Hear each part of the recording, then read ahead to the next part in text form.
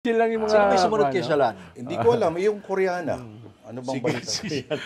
Ikaw parang hindi mo kilala, co-host mo dati sa morning show yun, si Grace Lee. Oh, si Grace Lee. May version siya, pero hindi ko alam kung ano yung ano eh. Oh, nakwento sa akin ni Grace Lee yan eh. Hindi, nakasabay ko sila sa isang Spanish restaurant. Oh.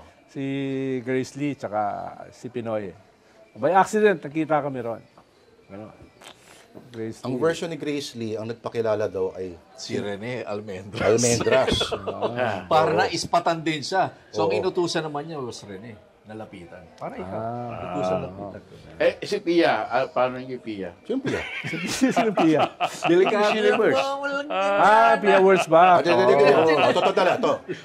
Si May gagawin naman yung story. Bernadette Sembrano. yung stylist. Si Liz Uy. Si Liz Uy. Kilala ni Lord. Natuloy ba 'yon? Hindi, naging sila rin for a short while, no? Ano nangyari?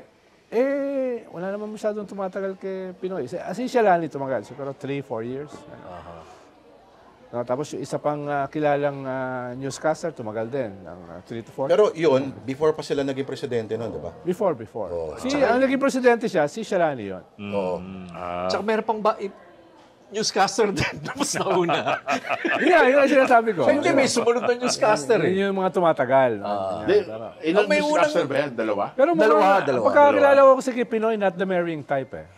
Pero hindi katulad namin ni Manny Mugato at saka ni Ed Lingaw. Pero may mga starlet din na link sa kanya. Yan. Barbara Milano. Yung tumakbo sa Nueva Ecija. Barbara O yan, Tumakbo ikaw ba may kasalanan nun? Hindi ko kilala yun. Hindi ko kapanahunan yun.